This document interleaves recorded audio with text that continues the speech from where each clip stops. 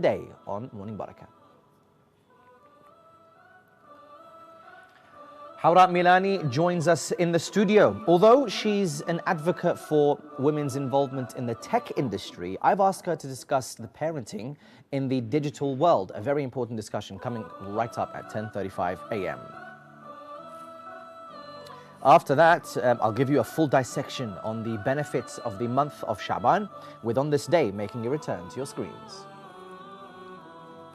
And as ever, we end the show with the Dua of Monday recited by Ahmed al-Rakabi from the holy city of Karbala.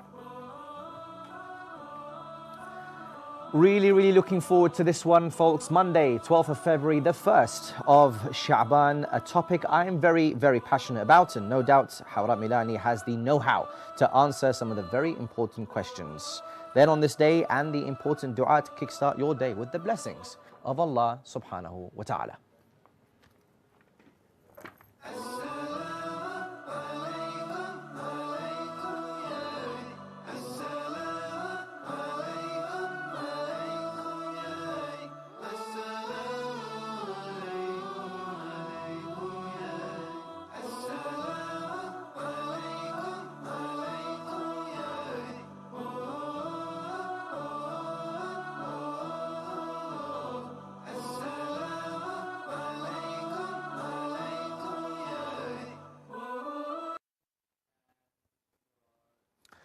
Welcome to the show, ladies and gentlemen. This is Morning Baraka. If you've just joined us, the online world presents numerous dangers for children, ranging from exposure to inappropriate content to online predators seeking to exploit their vulnerability.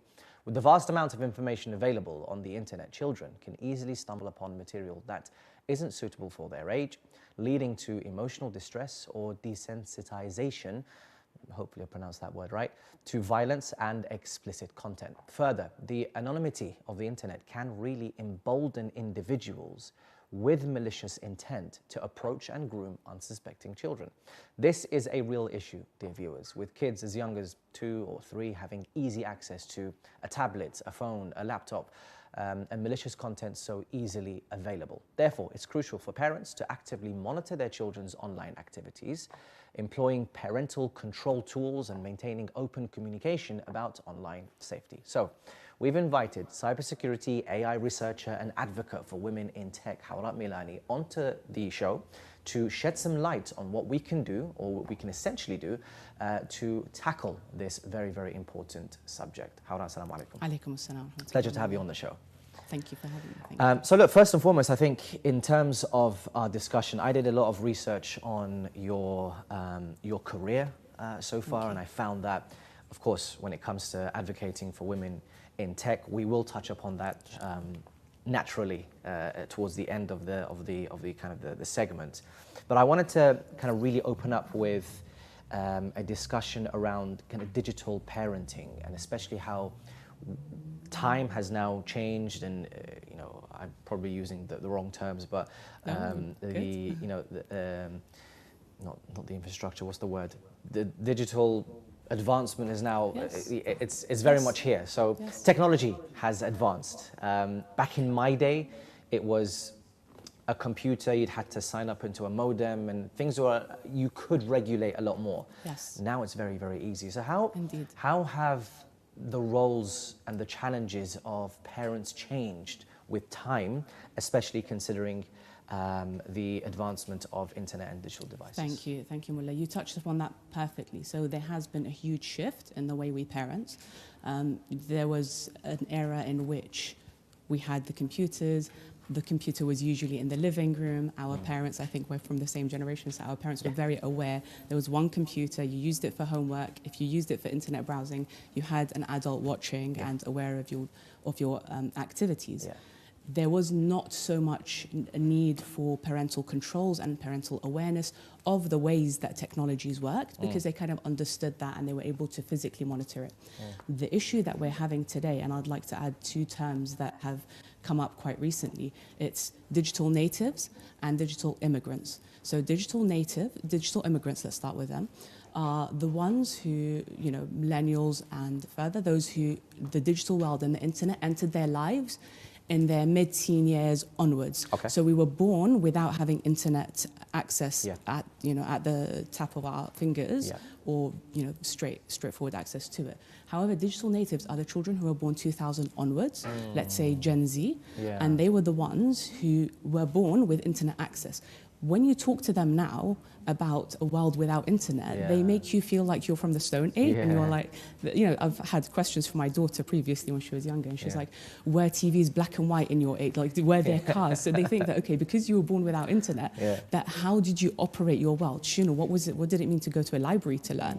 And so we're having this shift in our world right now where, in a couple of generations further, Yeah. you're not going to have any digital immigrants alive, right? It's Yeah. all going to be digital natives. Yeah. We're not going to be having these conversations, but we're right in the middle of this era right now.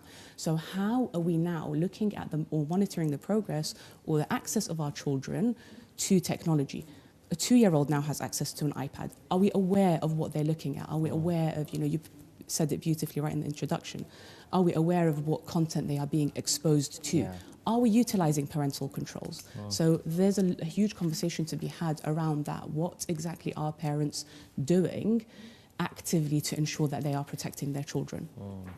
It's interesting because, back in my day, that was, we had modem internet connection, right? So the little, Yeah. the little noise that it makes. So anytime, because a lot of the times even our communication was through the telephone. So my mum wanted to make a phone call, the 2-3 hour phone call that she wanted to do.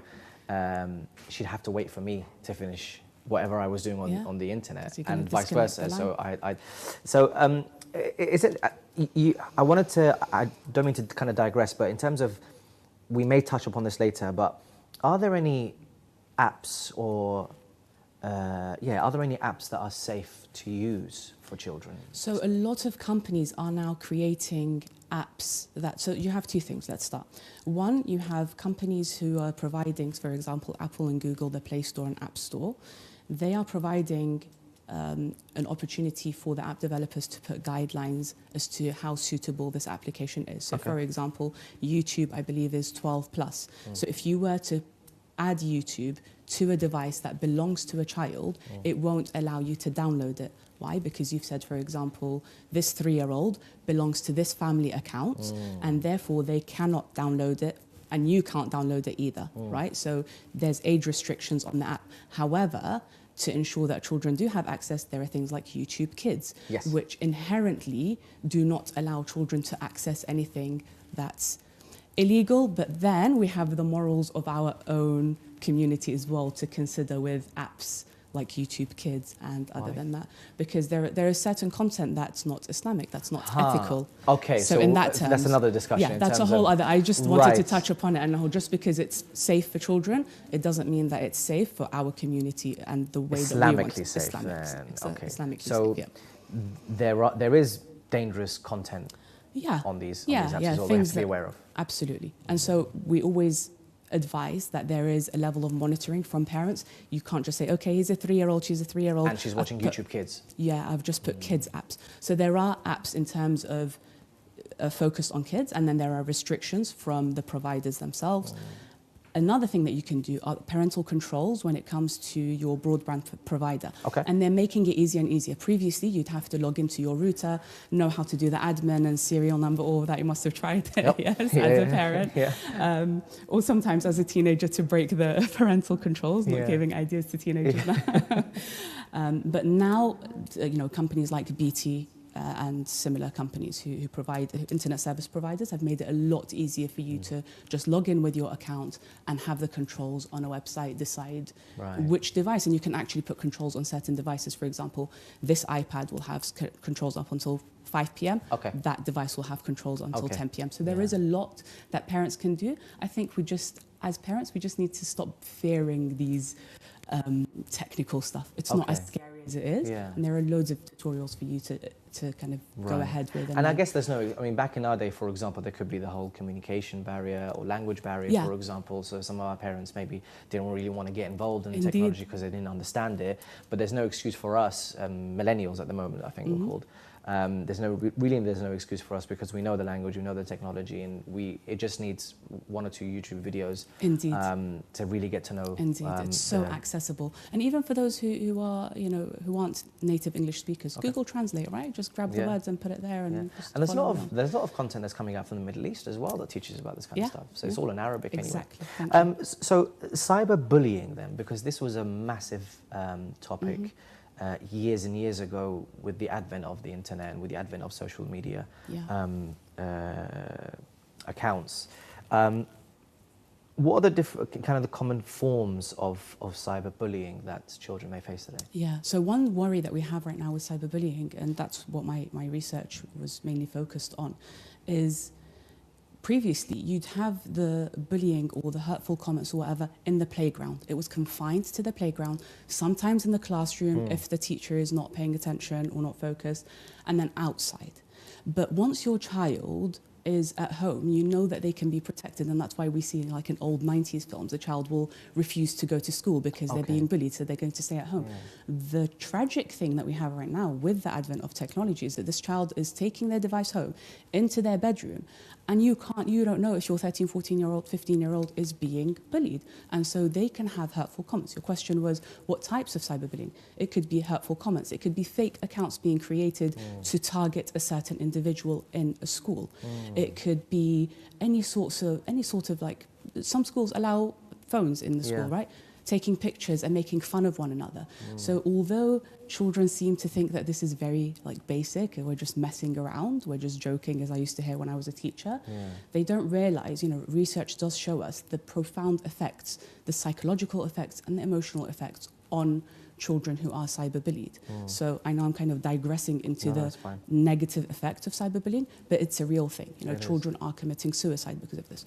There's like 40% of children in some case studies aged between 12 and 17 saying they are severely bullied at schools. Wow. So not only the emotional and physical effect, we have a high rate of children who previously were bullied, then become bullies. So what kind of society are we then nurturing, let's say?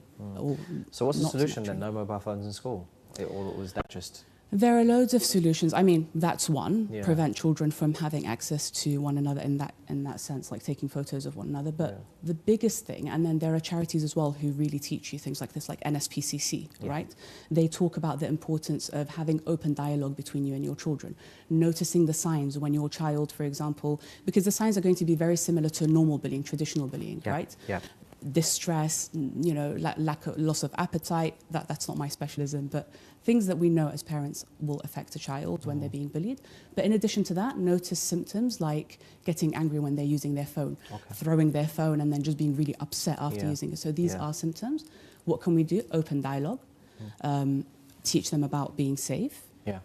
And there's just having conversations and then flagging to you as an adult that this is happening with me. So cyberbullying is one kind of form of dangers that kids can face in the world today. Are there any other forms of kind of dangers that they can face? Many. You mentioned them. Online grooming. You need to be very, very careful of that.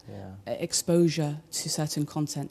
Exploitation. There are specific people who will exploit children's vulnerability.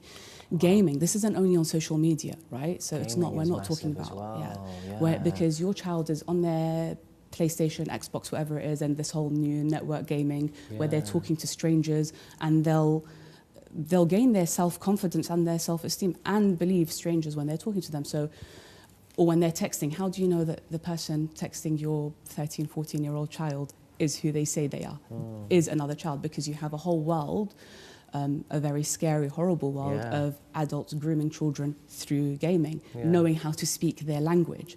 So being very aware of who your children are gaming with, what are they looking at on social media, what kind of content are they consuming on YouTube. So there's a wide variety of open doors and access to your child that you should be very aware of. You alluded, when we were talking about cyberbullying, you know, the effects of it, where a child, for example, would be upset a lot, angry, maybe secluded, doesn't want to speak. But what are the other signs that parents can look out for when it comes to not just cyberbullying, but other things like grooming and exploitation? Choosing to go out. Every parent knows their child, right? So you know when they're making up stories, Okay. when they're starting to be a little bit sly about who they're going to meet. There's a lot of little signs that parents don't realize, like, I'm going to an after-school club. Are you aware of the after-school club? Are they going to meet someone who's trained? I'm not here to scare parents, but these are realities, and they happen in our community, just like with everything else that can happen in our community. Are you aware of who they're going out with? Just because they're saying this and this person is my friend, have you found out? You know, oh, this person I met online. That's not okay. That's not okay. That's not okay. You need to know who they're meeting with. What is this after-school club? What is this, I don't know, gym or activity? I'm not here to be like, oh, let's suffocate children. Let's just raise a little bit of awareness as to, are they being sly in their behaviors? Are they making up stories? Are they changing their behaviors, the way they dress, the way they eat, the way they... Self-confidence. Like there's a huge, you know, it can, if they're being groomed, there's a difference in the way they... As a parent, I wanted to digress away from this topic. As a parent, because a lot of our elder generation, I'm not going to say specific parents, but a lot of our elder generation would say only kind of mix with your kind, so only Iraqis, for example, or only Shias, or even only Muslims, right? Because, you know, we don't know what the other cultures are like, and we don't know what dangers that that could be around if you were to mix with, say, the white person or the English person or whatever it is, right? So how important is it? It's, in a way, should we push our children to stay with like-minded, same culture people, or is it okay to kind of mix with different backgrounds? In terms of, if we're looking at Islamically and the Quran, right, we hear that we created you, nations and tribes, so that you get to know one another.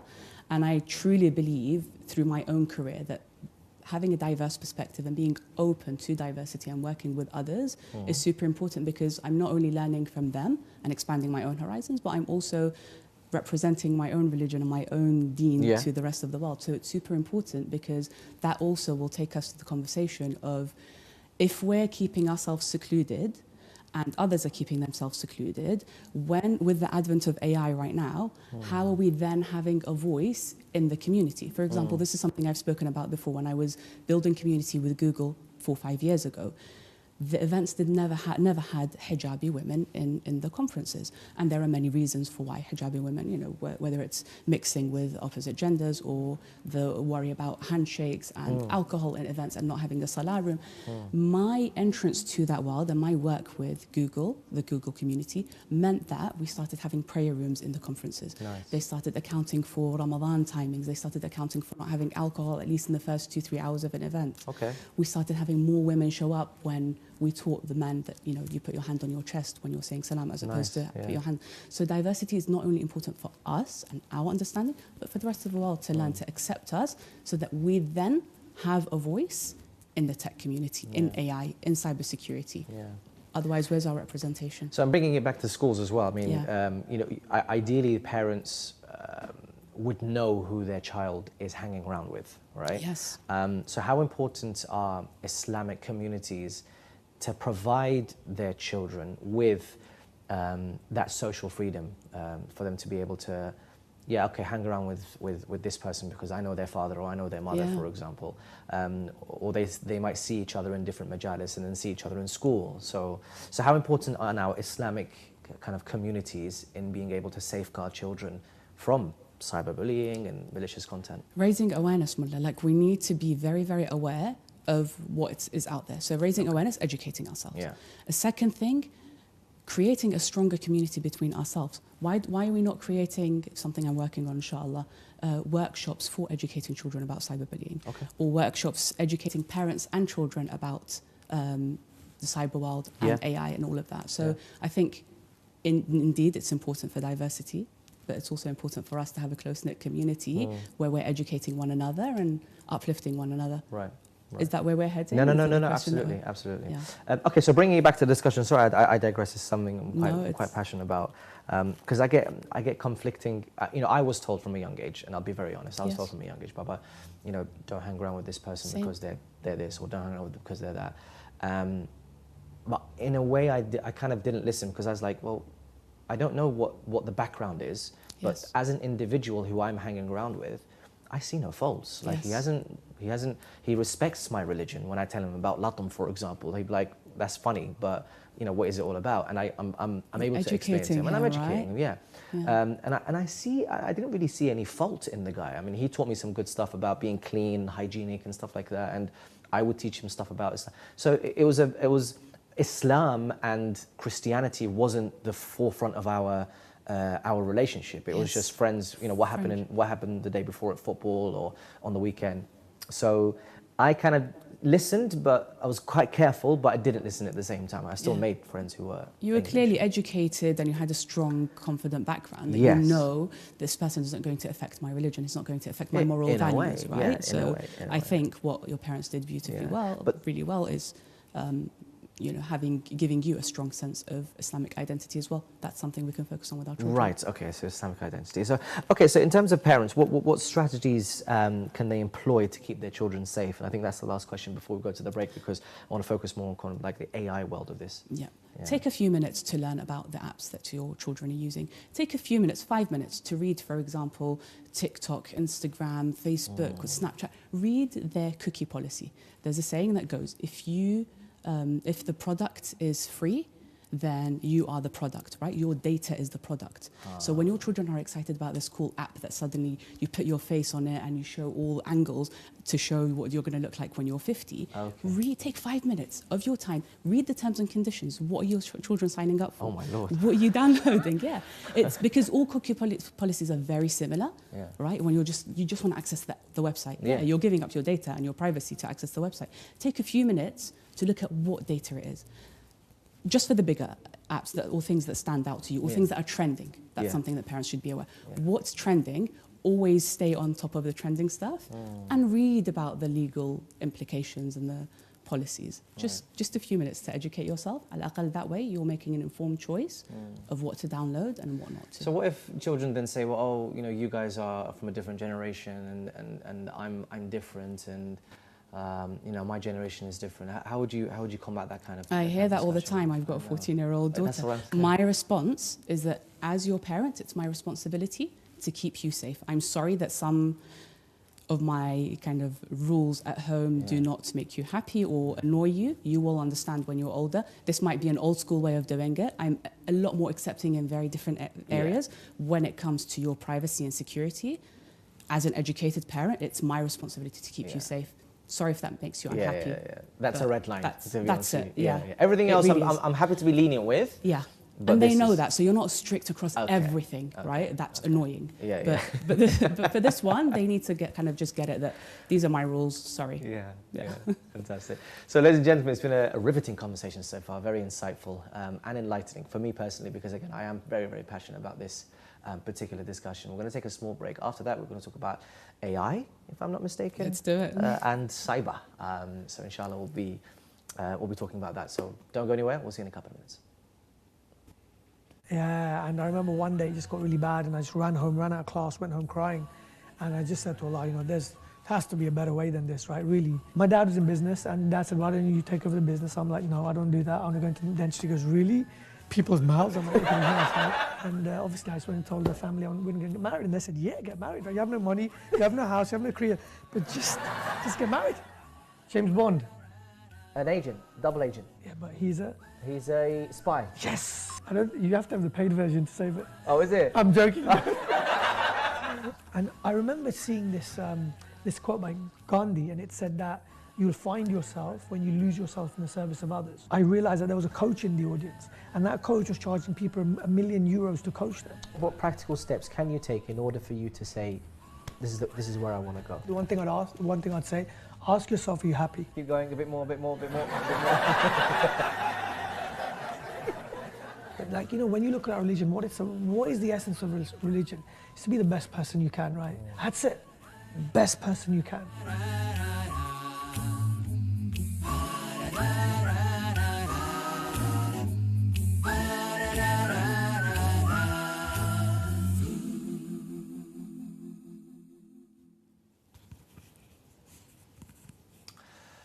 Assalamu alaikum, dear viewers. Welcome to Morning Baraka. This isn't the start of the show, so if you're just tuning in, you've missed a really, really interesting first half of a conversation with our dear guest, Hawra Milani, who has many different accolades, many different areas of expertise, AI, cybersecurity, an advocate for women in tech. But today we're talking how to keep children safe in the digital world. We talked a lot in the beginning of around the strategies that parents can take when it comes to just being educated and being mindful of what apps their children are going on, and what safety features are around for you to be able to monitor your children's activity online. However, now we're talking careers, because if I'm not mistaken, we're putting all this, in a way, it's our fear, Yes. but we're trying not to relay this fear to them so that they don't get put off Yes. by the cyber and the tech world. Spot on. Right? So how can we guide our children to balance that then, in terms of the being safe, but also having an interest in the tech world for them to be able to flourish in that world? I love this topic. This is the one I can talk about for hours. Yeah. So as a person who started going to uni and realizing, okay, I'm the only woman in here studying computer science, there are so many men, how can I now advocate for children, for other girls to join, so that there is a whole community of us and we have a voice? It made me realize that there's so much fear within our community of children, not only girls, about, okay, what does the tech world mean? Because they understand what it looks like to be a doctor, an engineer, the typical jobs, and we always have this conversation, right? So to not to make it boring or go down that route. Yeah. There's such a diversity of roles available in the tech world, and I thought, okay, why do we not have our own community having a voice here? So that's when I started becoming a little bit obsessed with careers. It's such an ever-growing field. It's the fastest growing field right now, tech. So even when you're talking about tech, you're talking about cybersecurity and AI and software engineering and data science and all these new concepts that did not exist 10 years ago, right? And they're super well paid, and that's one thing that most children, let's say, aspire to, especially boys. I've seen them, like, when you talk about tech, they're like, is it well paid? Yes, it's better paid than a doctor, right? You can be sitting on your chair coding away and you will be paid better than a doctor. You can be on the airplane, you don't need to be saving lives. Oh, wow. And you can be coding and you can be creating websites, and you're going to be really well paid, appreciated, an opportunity to work in big tech companies or even smaller tech companies where there's all these events and what we call swag and all these gifts and T-shirts and toys and fun, because it is my understanding of what I've seen and my experience has been, it's a very fun world. So it's like, okay, it's fun, it's cool, you get to use your brain and be challenged, and there are so many different areas of it, whether you're a creative person, you want to work in digital, what do we call it, like digital art and things like that, and motion graphics, or you're a code geek and you're obsessed with how logic works. There's a space for you in tech. So how do we then bring children to realize, yes, you need to be very safe online, but also you don't need to only be a consumer of this tech, you can be a creator of it. Wow. And if you were to be a creator, you can serve your community, you can serve your pockets, and you can have fun. And it's a successful career where you can. How do you describe it to our parents? Because I can imagine the conversation, Baba, computerized. Yes. My future is going to be computerized. Like, Baba, what's computerized? No, doctor. So how would you package this in a way that parents can digest it easily? That's beautiful. I don't think my own mother really understood what on earth I was doing, sitting on the computer for hours and hours and hours. And she's like, oh, okay, so you got your degree to just be sitting at the computer playing around. And I think once she saw the opportunities, and I was sharing with her the contributions that I was making, it's like, Mama, now we're building the Google community in Najaf, right? We're now bringing Google to Najaf and Karbala and Iraq. We're bringing these two worlds together. When you're creating apps, you've got like 12-year-olds creating these awesome Qibla apps, and I don't know, some really, really cool, like the Arba'een apps and things like that. Your uncle created Shia. Shia, my eldest brother, and my nephew, they worked on that. So it was the Shia library that worked amazingly well in our homes as well as in the Hausa, like in the Hausa and Najaf. Sorry, your brother.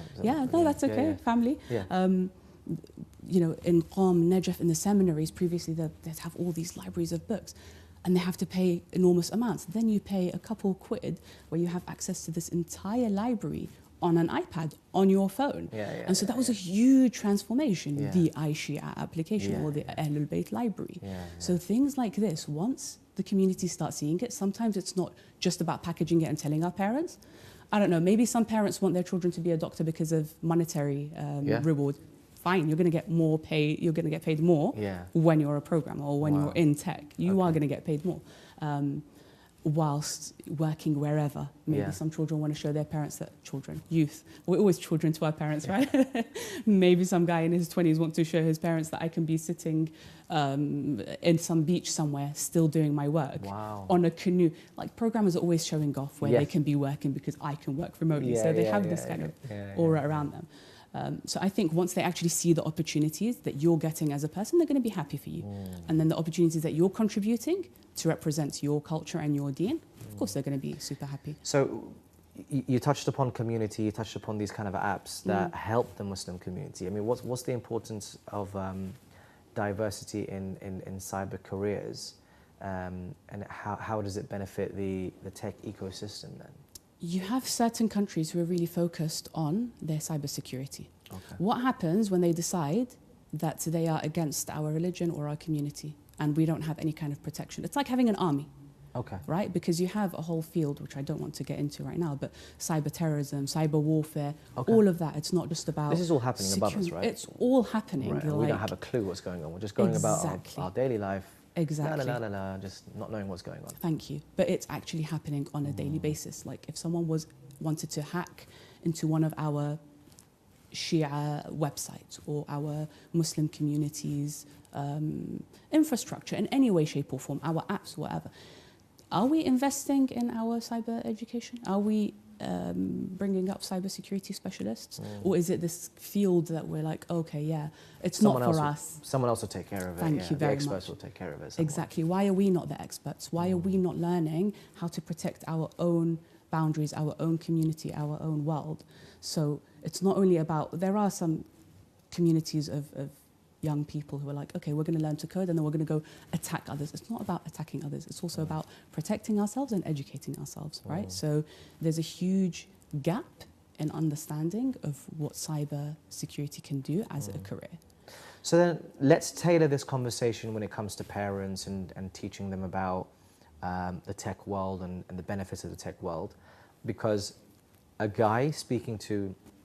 male speaking to their parents is a very different discussion to a female speaking to their parents, as you can imagine. 100%. And so touch upon how can young females then, who have an interest in the tech world, get involved in this and make their discussions a bit more easier with their parents.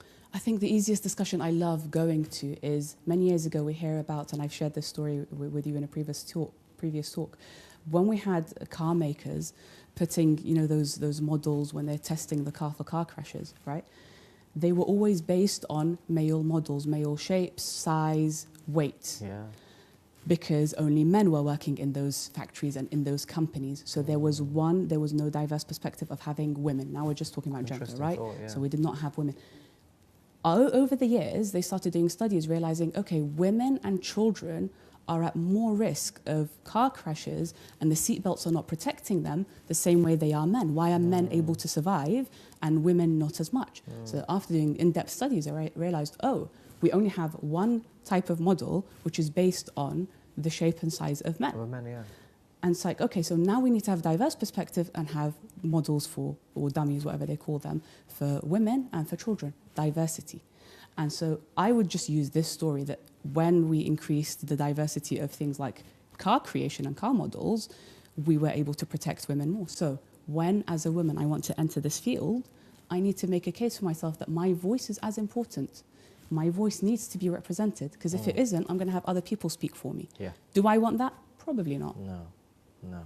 Okay, so now we're talking AI.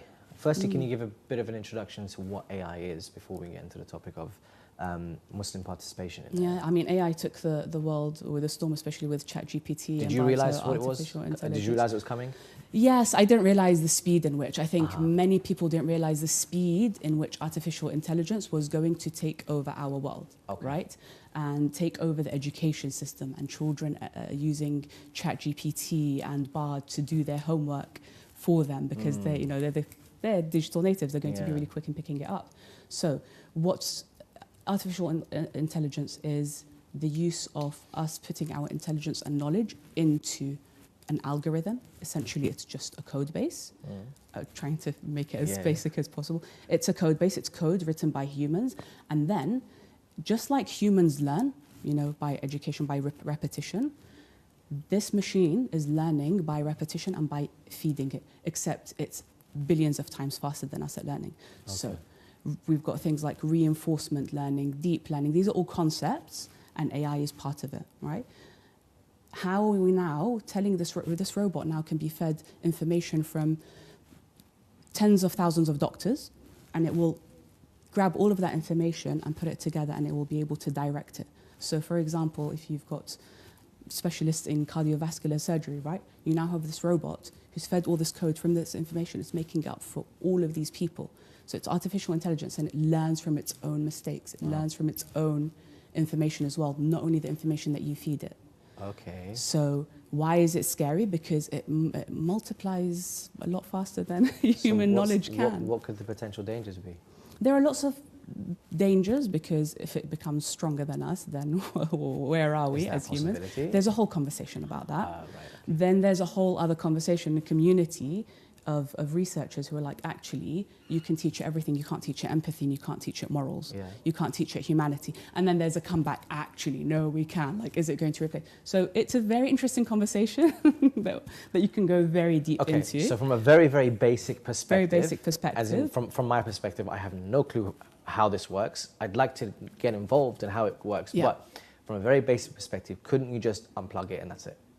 What if you weren't strong enough, or were able, what if it hid its kind of foundation somewhere and you weren't able to find them? Let's not get too scared. Wait. Because when it's billions of times more intelligent than you, it's going to be faster than you. It's going to know what to do. What if by the time you reach the button, it's... Let's not get into that. It has that possibility? It has the possibility. It could rewire, for example, that button could say, no, I don't want this button to work anymore. Absolutely. So how much faster and more intelligent are we going to be than humans? And that's why when ChatGPT came out in November 2023 and it became this huge thing, it was working, you know, it was operational many years before that, but when it became open access to the public, all the big tech companies and the kind of heads of AI were like, actually, hold on, we don't have regulation here. We don't have laws. We don't have ethics in AI.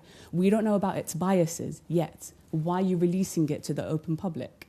Right. And then there was a pushback that actually, you know, it's there now and there's access. So how are we now catching up? Now they're going to start playing catch up. You know, how are we going to start protecting ourselves and providing regulations to AI to protect humanity? But wait a second, because there's going to be evil people out there 100%. that will 100% don't care about ethics and morality 100%. And utilize this for their own benefit. Yes. And that's the potential dangers here. Yes, and that's why we need to have a voice in AI. We need to have a voice. Where do Muslims play into this then? How can we, as a Muslim community, number one, how do we get involved? And number two, what's the benefits for us if we do get involved in this world? One, how do we get involved? Speaking about it, speaking to companies about it. They haven't opened access for you to kind of reach out, but anyone who's in tech can know someone who's working in AI and understand, are there ways we can contribute? For example, when it came to websites, you have something called open source or applications, right? There's an opportunity for people to access and contribute. For me personally, it's like, can I research and find out what opportunities there are for me to have a voice in AI? Something I personally do, which my sisters always laugh at because I take a screenshot of it. When I'm talking to ChatGPT, if it makes a mistake about Islam, about Shi'ism, about Imam Ali, I will correct it and I'll say, keep this in mind next time, right? Next time you say Imam Ali, don't say Ali ibn Abi Talib, say alayhi salam. Oh, really? Right? So I say it and they laugh because they're like, how do you know it's going to take this in? But I tell it educate it. Don't wait for it to educate you. Because what we have, for example, with children, we call them Google generation, is that they'll type something, they trust Google more than they trust their parents. They'll go type something, and then any information that comes on page 1, they'll take that. They won't even research further. No. There is research done about Google generation, if you're interested. So when we take that concept, when our children in our community are talking to ChatGPT, or Bard, any large language model or AI, I keep saying it because it's the most known to people, am I just taking the information from it, or am I feeding it back as well? And then there are other communities who are working. We have a few people who are working towards how can we, as at the same power and level that big tech companies fed this information, how can we now at large scale feed it Islamic information as well, so that it has a balanced view. In addition to actually having careers in AI and cybersecurity. So I know I didn't give a very clear answer because it's not as clear just yet. No, yeah, it's very difficult, yeah. Can you have a conversation with ChatGPT? Yeah. Yeah, I mean, people are using it as their personal psychiatrists and psychologists, especially the more advanced levels as well, that are kind of gate-kept behind the paywall, so you have to pay for it to have it even more intelligent, let's say. I mean, intelligence is a relative concept. But yeah, children are using it for their personalized education. It's going to be useful. For example, if you have a teacher who doesn't know how to deal with or can't differentiate learning for 30 students. If she has a TA, he has a TA who is a robot or AI and can differentiate teaching for every child. Now every child's going to have the education that they want in a very customized way. So the education system is taking it on board then? They are. The medical system's also taking it on board. How can we customize medical or drugs? How can we customize medication in a way that it's perfect for Mulla Ali without the side effects that he's going to end up with? How is this medication going to target the the specific area that we want with him without the side effects that he has to always deal with the others? And then we have to give counter drugs and medication as well. I'm interested. Any Islamic narrations allude to this type of world? I haven't.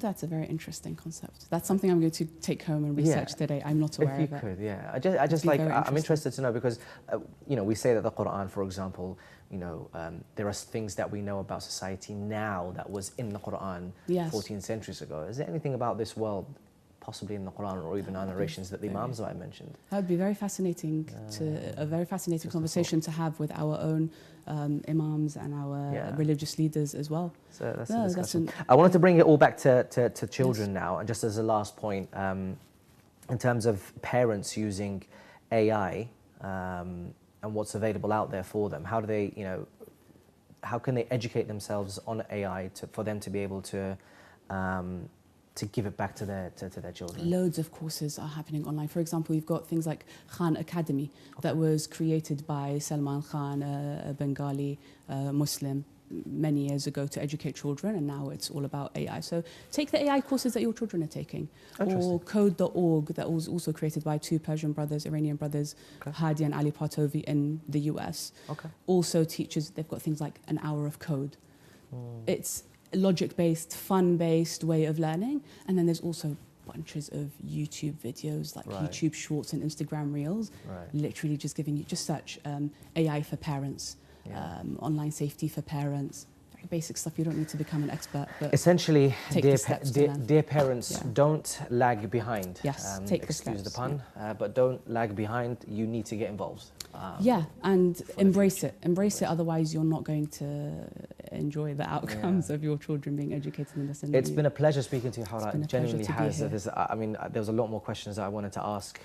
However, time does not permit us. But thank you so much for coming onto the show. Thank you for having me. Really appreciate it. Thank you. Likewise. So there you have it, brothers and sisters, dear viewers at home. I'm slightly shook because, again, once you realise that there's a whole world out there, but you need to be brave. And I'm sure that you need to educate yourselves in order to really embrace it and be one step ahead. Maybe not of the changes, but at least have a grasp as to what is going on. Okay, so we're going to take a small break. After that, we are going to bring you on this day, and I'm going to give you a full dissection on the 1st of Sha'ban and the merits of this holy month.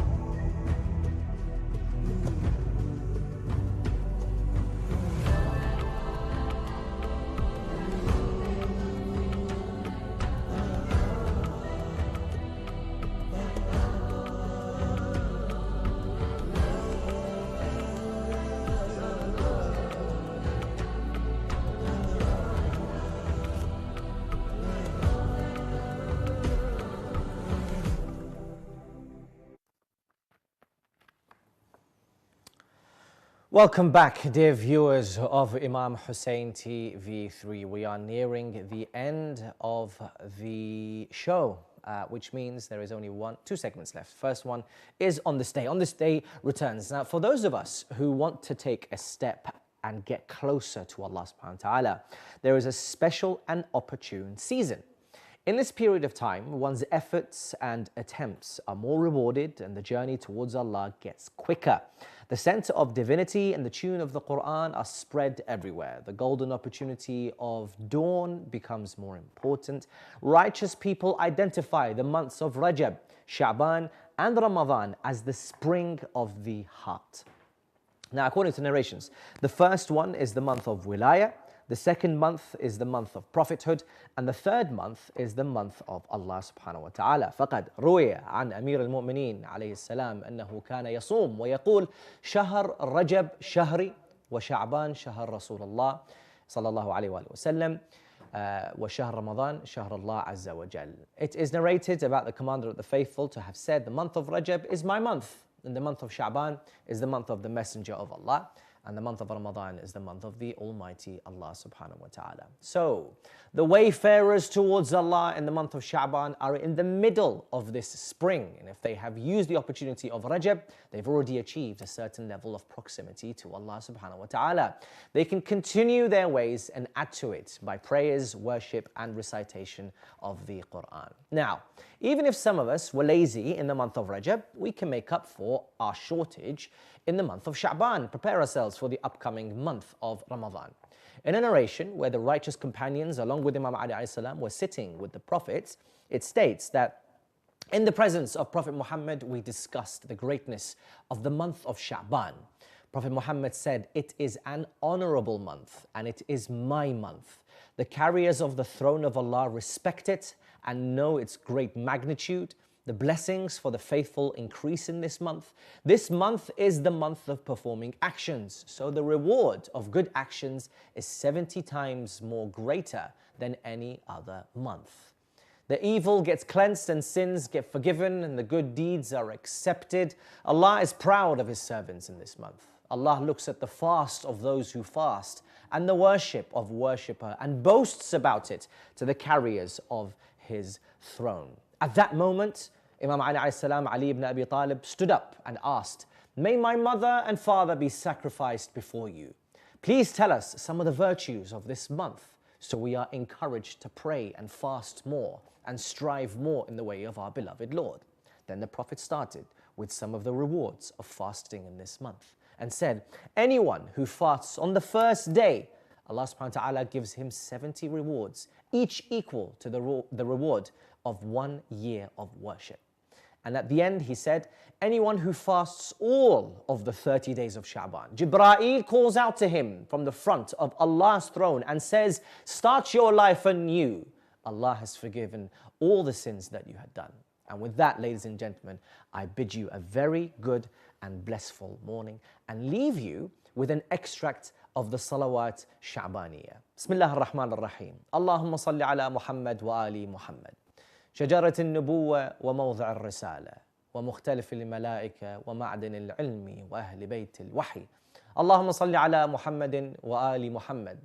الفلك الجارية في اللجج الغامرة يأمن من ركبها ويغرق من تركها. المتقدم لهم مارق والمتأخر عنهم زاهق واللازم لهم لاحق. Oh, my Allah, send blessings on Muhammad and on the descendants of Muhammad, an unsinkable sailing ship afloat over the fathomless deep waters of the seas. Such an amazing dua. Whosoever gets into it is saved, and whosoever stays away is drowned. Whosoever steps in front of them misses the aim and goes astray.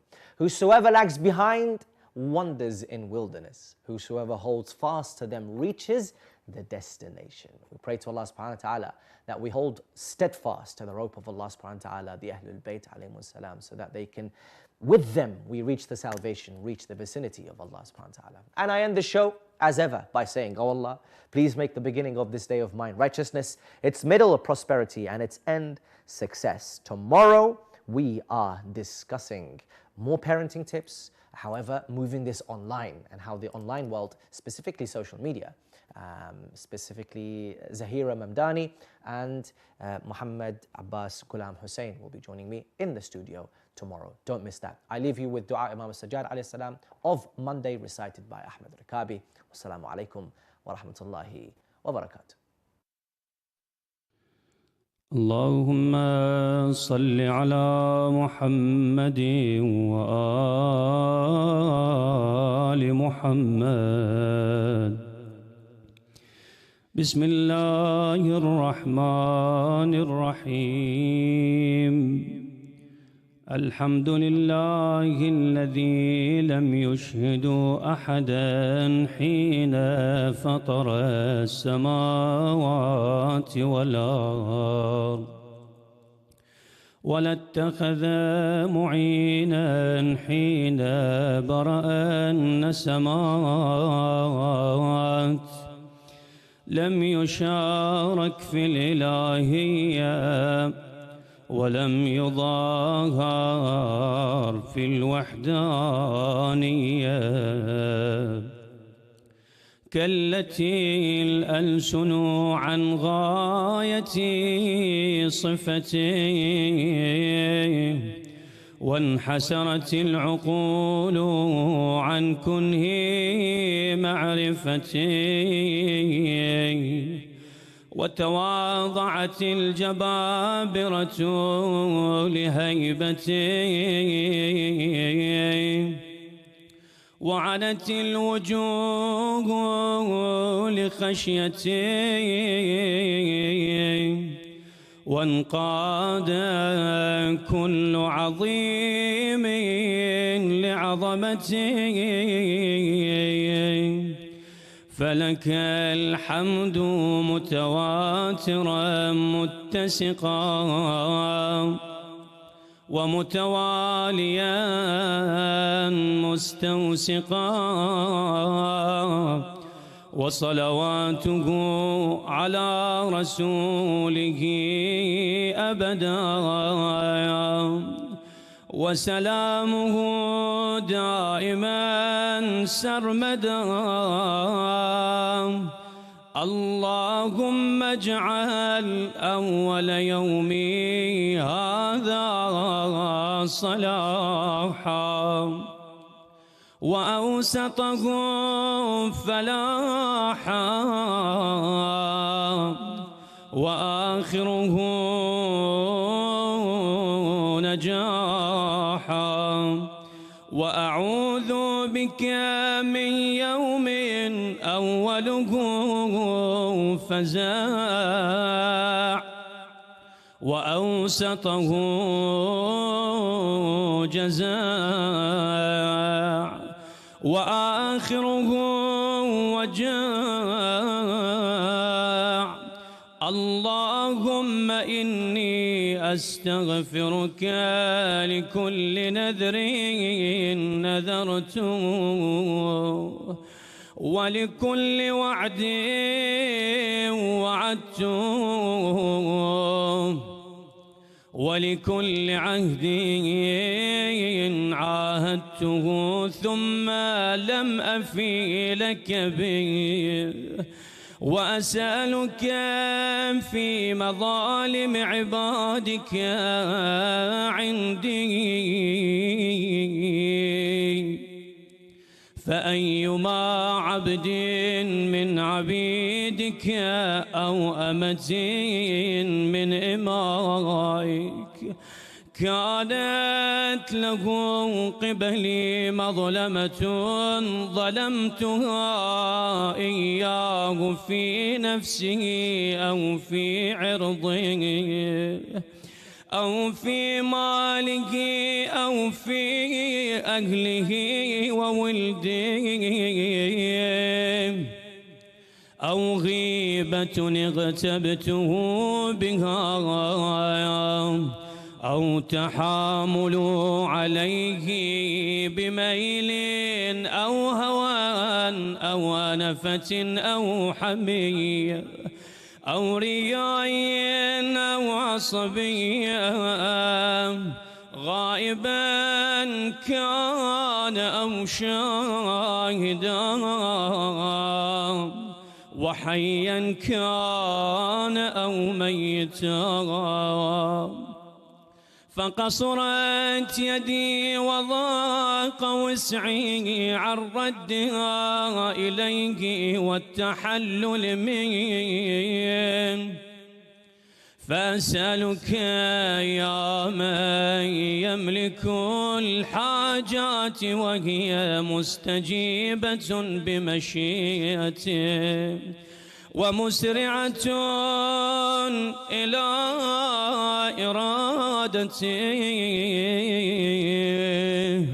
أن تصلي على محمد وآل محمد وأن ترضيه عني بما شئت وتهب لي من عندك رحمة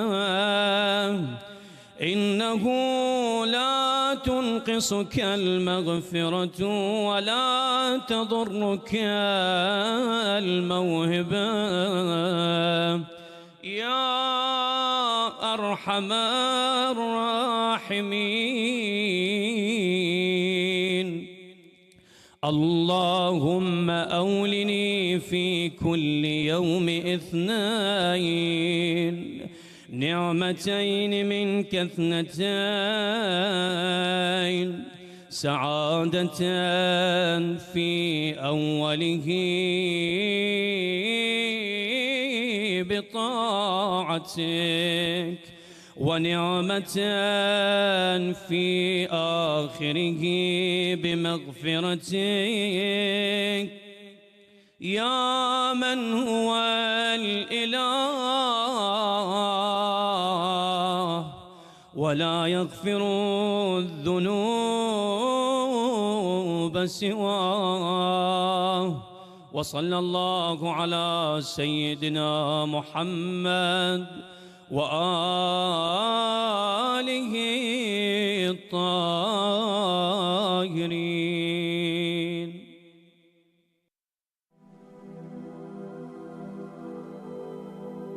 Water is the key to life, yet millions have no access to this basic human necessity. Imam Hussein Charity is building water wells in Pakistan. Help the survival of many who can't have this basic human right.